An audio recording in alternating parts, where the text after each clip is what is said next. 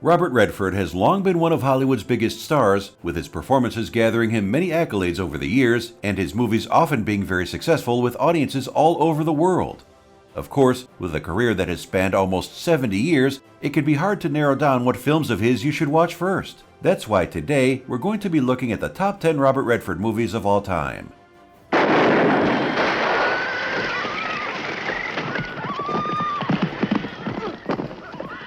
Number 10, Spy Game. Gladys, give me whatever they have.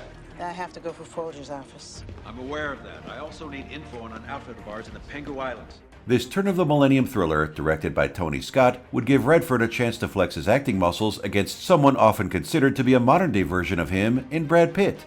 That said, as the two stand side by side in this tense story about a CIA operative's capture at the hands of the People's Liberation Army in Suzhou, it's clear the more experienced performer is the one stealing the show. But that's not to say Pitt isn't holding his own in this one too, something he should be doing because he would actually have turned down the lead in The Bourne Identity so as to work with one of his acting heroes here. As for Redford, well, he was drawn to the project because of the complexity and thinking man's nature of its script, a script which he rightfully believed would allow him to give one of his best performances. Yes? Vodka did me in, I'm coming home. Throw out the bottle. Repeat that? Throw out the bottle. They know. Number 9, Sneakers. You didn't really think I was gonna let you have this box, did you? What? Now. Back in the early 90s, Robert Redford was already a well-established megastar in Hollywood with a decades-long career behind him. And this, then, would allow him to get pretty much any role he wanted. So, upon reading the script for Sneakers, the story of a man forced to recover a mysterious black box developed for the Russian government some years prior, he'd immediately realized this was right in his wheelhouse. And aside from the gripping story, what makes this one especially worth a watch is the way it harkens back to Redford's past roles, with hidden Easter eggs referring back to The Natural and 3 Days of the Condor, two movies he previously starred in, which we'll get to later. You do what you have to do, Cos. But if you want to stop me, you'll have to pull the trigger. Number 8, Out of Africa. But I do need you. You don't need me. If I die, will you die? You don't need me. You confuse, you mix up need with want. You always have. No actor wants to be typecast, and that was why, in 1985, Robert Redford would mix things up by co-starring alongside Meryl Streep in this romantic drama, one which tells the story of their time on a coffee plantation during the early 20th century. And this one, as it happens, was actually based on the true story of Karen Blixen, a Danish baroness who had lived the life Streep portrays in the movie. So surely she would have been happy with what she saw once the finished product was released then, as it turned out to be a massive hit for all involved, proving that there was still new areas left for Redford to explore in his career. They've divided Africa between them. Do you know why there's a border? Because she had 2 mountains and he had none. So she gave him Kilimanjaro. Number 7, The Chase.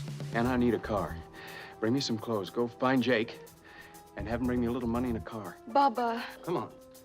Back in 1966, Robert Redford was still trying to establish himself as Hollywood royalty, and that's something he would do an excellent job of with his performance in The Chase. Of course, this one tells the story of a prison break aftermath and sees him get to work alongside Marlon Brando and Jane Fonda, two of the biggest heavyweights in movie history. That's why it's so impressive than that, not only does he hold his own in this one, he's arguably even better than his co-stars, with this marking one of the early points where he truly became someone to watch. I said the next time anybody talks to me or tries to make me do anything, they're going to be talking to Bubba Reeves when he's dead. Number 6, The Natural.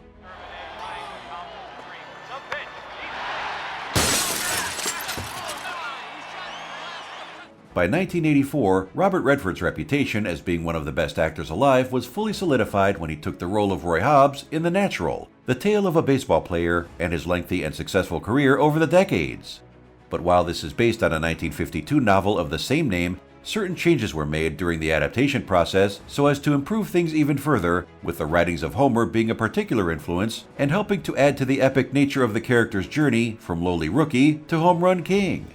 And all of this would pay off in the end because, with audiences going to see it in droves, it would turn out to be one of the biggest hits of Redford's career. Play ball.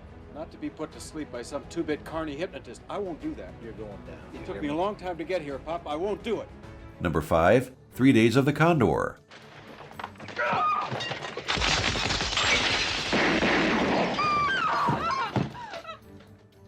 For as much as he liked to vary things up in his choice of roles, Robert Redford's bread and butter were always in his thrillers, something which audiences were only too happy to lap up.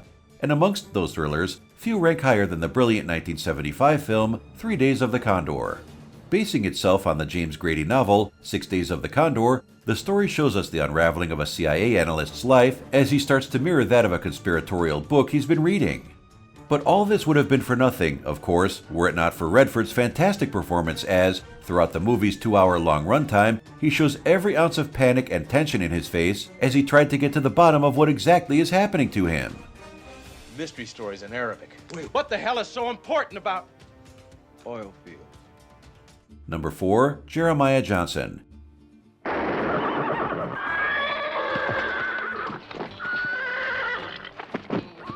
It might not be his most well-known film, but Jeremiah Johnson remains one of the best parts of Robert Redford's catalog. And that's because it's a very well-made film, something which shouldn't come as too much of a surprise given the fact it was directed by the legendary Sidney Pollack, the same man who would later work with his lead again on both Out of Africa and 3 Days of the Condor.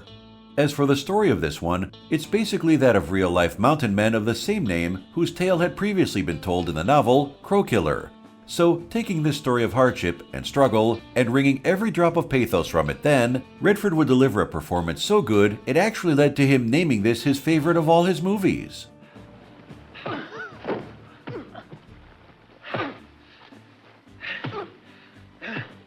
Number 3. All the President's Men. It's just profile information mostly. We know, for example, that he works for Mullen & Company, or did work for Mullen & Company as a writer. When it comes to some of the most well-known movies in the Robert Redford catalog, few are as beloved as All the President's Men, with this one seeing him share the screen with Dustin Hoffman, as together, they retell the story of the investigation which led to the downfall of Richard Nixon. And with Watergate being such a hot topic issue at the time, it's no surprise this one became a monster box office hit, as it perfectly dialed into the paranoia and distrust people were experiencing in reality. But that wasn't the only success which came out of the movie as it turned out, because, aside from this, it also gave Frank Wills, the security guard who had discovered the break-in at the Watergate Hotel in real life, the chance to play himself and get some work again after he's been fired from his job following the incident. Is it AM or FM? Come on, Bert. Is it AM or FM? Oh, a guy can come up to me on the street. Yeah. And he can ask me an address. Now, is the man interrogating me or is he lost?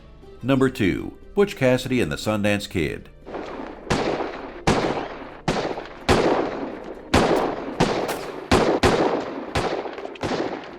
Just ask a random person on the street what's the role they most associate with Robert Redford. The chances are the majority of people are going to say the Sundance Kid.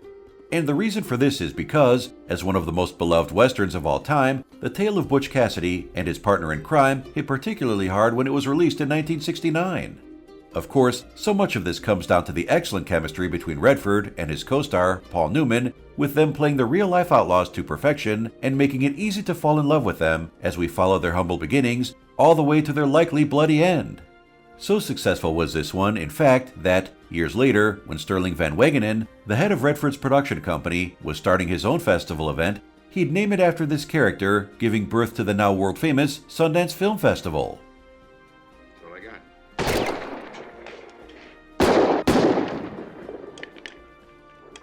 Our number 1 pick is The Sting. Shaw's been planning to beat your game for months. He's just been waiting for you to cheat him so he could clip you. For as beloved as so many other Robert Redford movies are, there's one which still stands above all else in many fans' minds, his second collaboration with Paul Newman, The Sting. But what makes this one so special? Well, like their prior team-up, this one allows them to play a fantastic double team as two grifters looking to con a mob boss. Even more so than Butch Cassidy, however, the performances of each man here are note perfect, and above that, the movie itself would prove to be so entertaining that it would rightfully end up winning multiple Academy Awards, including Best Picture, Best Director, and even a Best Actor nomination for Redford himself, with this marking the only nomination he would ever receive to date. So it might come as a shock to some then that Redford claims he never saw the finished film until 2004. We guess some actors really just don't like watching their own work, even when it's as good as this. Looking at the film's ratings, we find that The Sting received a decent 8.3 out of 10 on IMDb.com and a similar 83 from Metacritic. Rotten Tomatoes, on the other hand, showed a staggering 92% on the tomato meter, with an even higher score of 95% given by the audience.